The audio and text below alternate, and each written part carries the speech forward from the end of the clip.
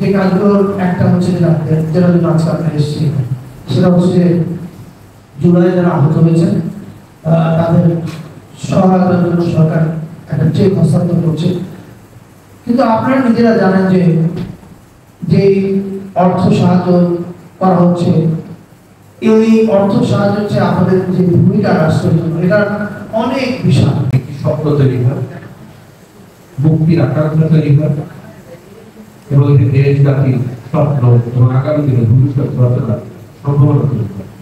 সে কারণে আমার মনে হয় শহীদের রক্ত এবং ন্যায়ের পথে যোদ্ধাদের রক্ত তা পৃথিবীর সর্বশ্রেষ্ঠ সম্পদ। আমরা সেই রক্তের প্রতি শ্রদ্ধা জানাই, আত্মত্যাগের প্রতি শ্রদ্ধা জানাই।